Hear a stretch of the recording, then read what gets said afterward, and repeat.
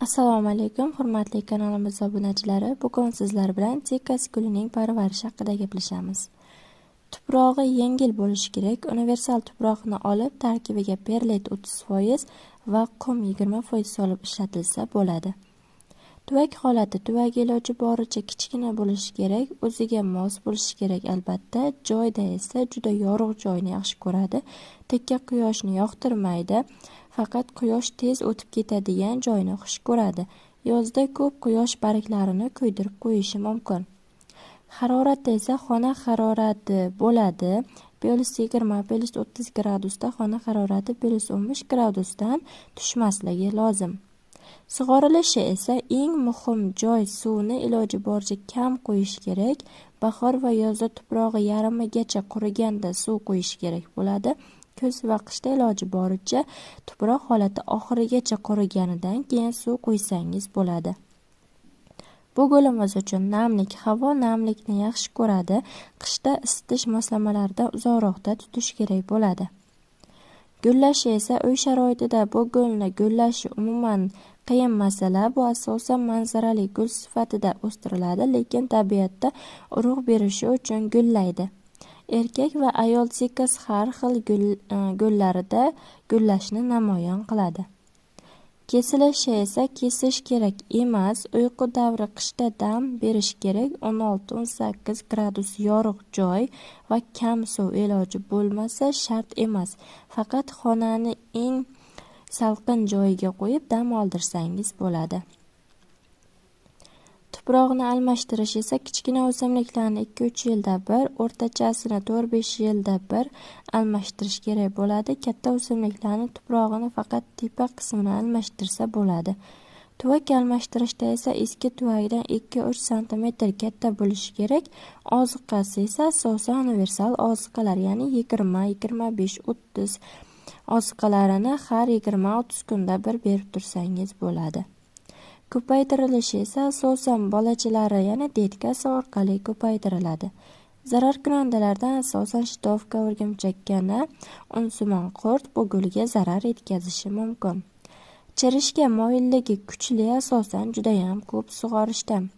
Sikas parvarishi haqida bilishingiz kerak bo'lgan asosiy ma'lumotlarni aytib o'taman. Suvni judayam ehtiyot bo'lib berish kerak bo'ladi. Ko'p qo'yiladigan suvdan ko'ra kam qo'yiladigan suv yaxshi. Taxminan yozda 4–5 kunda bir, qishda 2–3 haftada bir marta. Tuvagi iloji boricha kichkina bo'lishi kerak. Kichkina tuvakda zo'r o'sadi va kichkina tuvakka ko'p suv qo'yishning iloji bo'lmaydi. Yorug' turdagi joy judayam yorug' bo'lishi kerak. Quyoshni yaxshi ko'radi, lekin quyoshga sekin-sekin o'rtacha quyosh tushib o'tadigan joy kerak bo'ladi. Yozda quyoshdan ehtiyot qilishingiz kerak. Sikas yumshoq suvni yaxshi ko'radi. Shu uchun goh-gohida suvga limonli suv solib berish kerak. 1 litr suvga 1 choy qoshiq limon suvi judayam normal holat hisoblanadi. Yilning issiq kunlari esa sikas albatta ochiq havoda turishi kerak va shu payt bir oyda bir marta iliq dush qilsangiz bo'ladi. Faqat tuprog'iga suv kamroq tushgan holatda. Sikas haqida judayam yaxshi ma'lumotlarni alohida ta'kidlab o'taman. Bunga judayam e'tiborli bo'ling. Sikas juda uzoq yashaydi, lekin juda sekin o'sadi. Shu uchun katta sikas bozorlarda qimmat sotiladi. Buning asosiy sababi, ya'ni katta holatga kelishi tuvagi kichikroq bo'lishi kerak. Yozda eng issiq mavsumda dush qilinadi va kam sug'oriladi. Dam olish davriga esa alohida e'tibor qaratishingiz kerak bo'ladi. Sikas gulini o'stirishda deyarli barchaga maslahat beraman, chunki bu gul injiq gul emas, parvarishi ham judayam oson. Sikasni ko'paytirish esa sikasni tanasida mayda bolachalar, ya'ni detkalar paydo bo'ladi. Bolachalarni ozgincha katta bo'lgandan keyin o'tkir pichoq bilan tagidan kesib olinadi. Bolachasida barg bo'lsa kesib tashlash kerak, tanasini o'zi qolsa bas. Keyin biror bir fungitsid tayyorlab bitta bo'tirib olinadi. Chirmashmasligi uchun keyin 2 kun quritish kerak bo'ladi. Soyada 2 kundan keyin tuproqqa ekiladi. Tuproq holati yarmigacha ko'milgan bo'lsa bo'ladi. Karniven surib, eksa juda ham yaxshi bo'ladi. Ozgincha sursangiz bo'ladi. Tez tomirlashiga yordam beradi. Tuproq tarkibida 35% universal, 35% qum va 30% perlit bo'lsa bas. Toza perlitga ham eksa bo'ladi. Ekkandan keyin yorug' va issiq joyga +20–+25 gradusga qo'yish kerak. Tagi har doim nam bo'lishi kerak bo'ladi, ustini yopish kerak emas. Yarim yildan keyin ildiz ochishi bu golda boshlanadi. Ko'paytirish qiyin emas, faqatgina ozgincha tajriba va sabr talab qiladi xolos.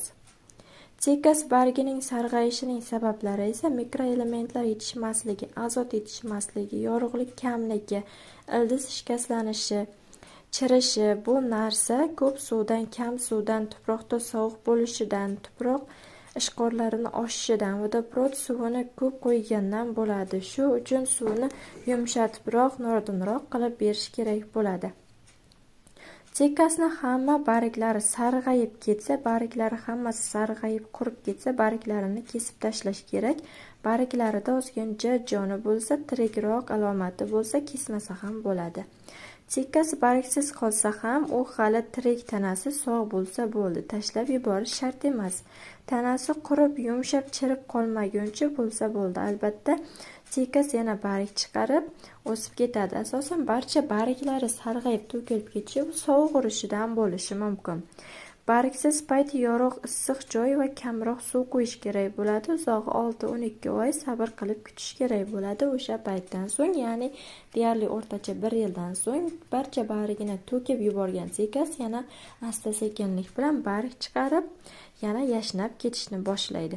Bariklari hammasi sarg'ayib qurib ketsa, albatta tuvagidan chiqazib tekshirib ko'rishingiz kerak bo'ladi. Ildizida chirish bormi, yo'qmi, mana shu tarafini tekshirishingiz kerak bo'ladi. Sizlarga bermoqchi bo'lgan ma'lumotlarimiz mana shulardan iborat edi. Kanalimizga obuna bo'lib, like bosib qo'yishni unutmang. Xayr, salomat bo'ling.